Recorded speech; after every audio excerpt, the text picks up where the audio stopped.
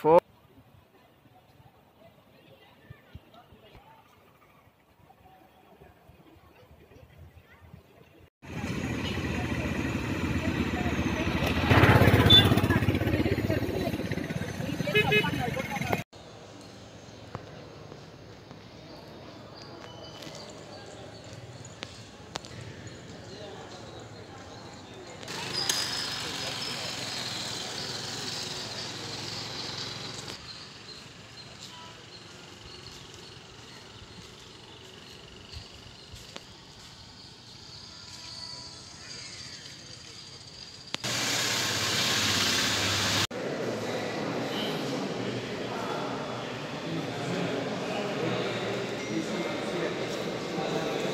మాకు బాగుంది ఇట్లా వాళ్ళు చెప్పారు. పోలీస్ డిపార్ట్మెంట్తో కూడా మాట్లాడాను. బేసిక్గా ఎవరైతే వాళ్ళ ఇన్వెస్టిగేషన్ జరుగుతుంది, అసలు ఇన్ఫర్మేషన్ ఇంకా బయటకు రాలేది జరిగిందని తెలిసింది నాకు. సో ఇక్కడ రూల్స్ ప్రకారంగా ఉండాల్సిన పోస్ట్ కమిటీ ఒకటి ఉంది, ఇంటర్నల్ కమిటీ ఏంటంటాం మనం, ఇంటర్నల్ కమిటీ ఉంది. తర్వాత లెక్చరర్స్ తోటి, చైర్పర్సన్ గారితో అందరితో మాట్లాడటం కూడా జరిగింది. ఇన్వెస్టిగేషన్ పీరియడ్లో నేను ఒక డెసిషను నేను ఇది కనిపెట్టని మాట్లాడడం సబబు కాదు కాబట్టి ఇన్వెస్టిగేషన్ అయిన తర్వాత ఆటోమేటిక్గా ఇన్ఫర్మేషన్ అందరికీ వస్తుంది. మేడం దీన్ని ఏమైనా సుమోటోగా తీసుకుని లేకపోతే మీకు ఏమైనా కంప్లైంట్ వచ్చిందా, ఎట్లా తీసుకున్నా? సుమోటోగా తీసుకున్నామండి. సుమోటోగా తీసుకోవడం జరిగిన తర్వాత వచ్చేసేమంటే కంప్లైంట్ అంటూ పర్సనల్ ఎవరు కంప్లైంట్ పెట్టలేదు, పేపర్లో చూశాను కాబట్టి ఎక్కడ ఇలాంటి జరిగినా వెళ్ళేటటువంటి బాధ్యత, వెళ్ళాల్సిన బాధ్యత కూడా ఎన్హెచ్ఆర్సీకి ఉంది కాబట్టి నేను రావడం జరిగింది. విద్యార్థులు వాళ్ళ తల్లిదండ్రులు మీకు ఫిర్యాదు చేసినట్లుగా ఈ విషయాన్ని మళ్ళీ ఈ కాలేజ్ యాజమాన్యం వాళ్ళు కూడా ఫిర్యాదు చేసిన, అంటే చైర్మన్ గారికి అలాంటిది ఏం రాలేదు, నా దగ్గరికి అలా ఏం రాలేదు. ఎన్హెచ్ఆర్సీలో మాత్రం ప్రత్యేకించి విద్యార్థులని కానీ వాళ్ళ పేరెంట్స్ కానీ కంప్లైంట్ రాలేదు. కానీ ఈ యూనివర్సిటీకి సంబంధించినటువంటి కొంతమంది వ్యక్తులు నాకు పంపించారు ఇన్ఫర్మేషను, ఫొటోస్ పంపించారు, ఇక్కడ పేపర్లో ఏది వచ్చిందో పేపర్ కటింగ్స్ పంపించారు. నేను కూడా పేపర్లో చదవడం జరిగింది, అందువల్ల వచ్చాను. విద్యార్థుల వల్లే ఈ విషయం బయట వచ్చింది. అలాంటప్పుడు విద్యార్థులు ఎట్లా సాటిస్ఫాక్షన్తో ఉంటారని అంటున్నారు? విద్యార్థుల సాటిస్ఫాక్షన్ అంటే విద్యార్థులు వాళ్ళు చెప్పిన వ్యవహారం ప్రకారంగా సాయంకాలం 4 గంటల వరకు వాళ్ళకి ఏ ఇబ్బంది ఉండదు. ఇక్కడ ఆ రోజు ఏదో సౌండ్ వచ్చింది, ఏది వచ్చిందని ఒక అమ్మాయి అలర్ట్ అయిపోయి, చాలా తెలివైన అమ్మాయి కాబట్టి వెంటనే అలర్ట్ కావడము, ఎవరు ఏందని అమ్మాయి బయటకు రావడము, వెంటనే ఇట్లా ఎవరో ఫోన్ పెడుతున్నారో తెలియడము, దీంతో ఆ అమ్మాయి ఏమిటి వచ్చి వాళ్ళ కన్సర్న్ అధికారులు ఎవరైతే ఉంటారో వాళ్ళకి చెప్పడం జరిగిందని. ఆ తర్వాత విషయం బయటకు వచ్చింది. ఎందుకంటే విద్యార్థుల మధ్యన మాట్లాడుకుంటారు కాబట్టి ఇట్లా జరిగిందని చెప్పడం, పెద్దవాళ్ళు ఎవరికి చెప్పితే బయటకు వచ్చింది విషయం. అంటే ఏమంటే విద్యార్థులే ఇక్కడ సరైన ఈ ఎంక్వైరీ ఇంటర్నల్ అలాంటిది చేయకపోవడం వల్లే మేము బయట మీడియా వాళ్ళని ఆశ్రయించడం జరిగింది, మీ దృష్టికి తీసుకురావడం జరిగింది అని. లేదు, విద్యార్థులు నా దృష్టికి వాళ్ళు తీసుకురాలేదు. థర్డ్ పర్సన్స్ బయట వాళ్ళు కూడా స్పష్టంగా నాకు తెలుసు కాబట్టి వాళ్ళెవరు కాలేజీకి సంబంధించిన వ్యక్తులు కాదు.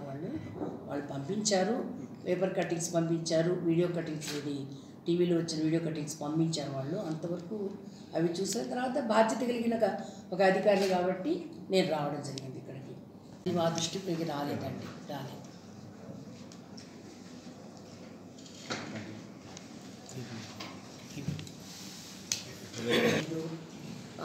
మేనేజ్మెంట్ వాళ్ళ ఫైల్స్ సరిగ్గా మెయింటైన్ చేయడం జరగడం లేదు. ఈ ఇష్యూస్ గవర్నమెంట్ దాకా తీసుకెళ్ళడం జరిగింది. అదేవిధంగా పోలవరం ప్రాజెక్ట్ విషయంలో కూడా నేను 2 times వెళ్ళి రావడం జరిగింది. అక్కడి నుంచి దాదాపు 200 అప్లికేషన్స్ కూడా వచ్చాయి నాకు. R&R కింద వాళ్ళకి జాబ్స్ ఇస్తామన్నారు, వాళ్ళకి ఉపాధితో పాటుగా వాళ్ళకి కావాల్సిన అన్ని వసతులు నిర్వాసితులకి ఇప్పటి వరకు జరిగింది చాలా తక్కువ.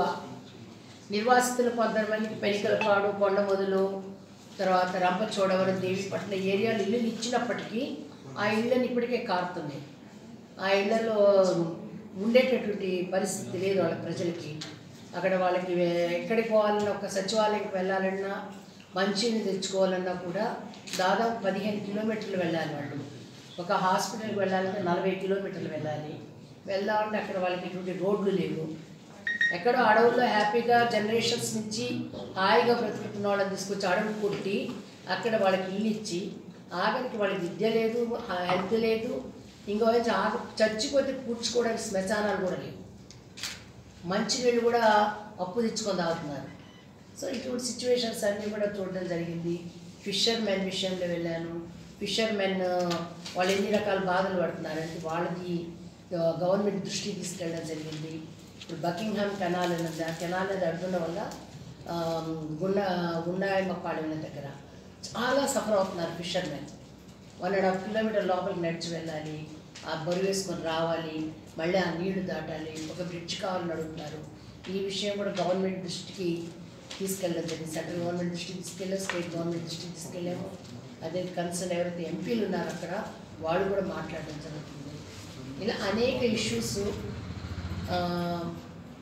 ఒక నమ్మకం ఏంటంటే మనం వెంటనే కోర్టులో వేస్తే న్యాయం జరుగుతుంది, కోర్టులో వేస్తే న్యాయం జరుగుద్ది, కానీ సమయం తీసుకుంటుంది. ₹1 ఖర్చు కూడా లేకుండా ఇమీడియట్గా అప్రోచ్ అయ్యేటటువంటి అవకాశం మనకి ఎన్హెచ్ఆర్సీ ద్వారా ఉంది. పైపించి దాంట్లో కూడా ఏంటంటే సర్వీస్ మ్యాటర్స్ తీసుకోదు ఎన్హెచ్ఆర్సీ. ఆల్రెడీ కోర్టులో ఫైల్ అయిన సబ్జుడీస్ అనేది తీసుకోదు, ఇంకా ప్రాపర్టీ ఇష్యూస్ తీసుకోదు. మిగతా వాటిల్లో కూడా ఆర్డర్ పాస్ చేయదు కానీ డైరెక్షన్ ఇస్తుంది. గవర్నమెంట్కి పాలసీస్ తయారు చేసే టైంలో అవసరమైనటువంటి రికమెండేషన్స్ అన్ని ఎన్హెచ్ఆర్సీ చేస్తుంది. ఈ మధ్య జరిగిన నెక్సల్స్ ఎన్కౌంటర్స్ ఇప్పుడు ఒక ఎన్కౌంటర్ అయిన వెంటనే, లేదంటే ఒక కస్టోడియల్ డెత్ అయింది వెంటనే, కస్టోడియల్ డెత్ అయితే 24 hours లోపల ఎన్హెచ్ఆర్సీకి తెలియజేయాలి. ఎన్కౌంటర్ అయితే 48 hours లోపల తెలియజేయాలి. తర్వాత ఆటోమేటిక్ ఇవన్నీ కోర్టులోకి వెళ్ళిపోతాయి. అయితే విక్టిమ్స్కి కాంపెన్సేషన్ ఇప్పిస్తుంది. చాలా కేసెస్లో ఇన్వెస్టిగేషన్కి వెళ్తుంది. ఇన్వెస్టిగేషన్ డిపార్ట్మెంట్ ఉంది ఎన్హెచ్ఆర్సీ దగ్గర. ఇన్వెస్టిగేషన్కి వెళ్ళడం, అక్కడ ఇన్ఫర్మేషన్ అంతా తీసుకోవడము, కన్సర్న్ అధికారులకు అందజేయడం ఇవన్నీ జరుగుతుంది. ఇప్పుడు సపోజ్ సందేశ్ ఖాళీ ఉంది మనకి కలకత్తాలో, మొత్తం అక్కడున్న ఆడవాళ్ళందరినీ అత్యాచారం జరిగింది ఆల్మోస్ట్.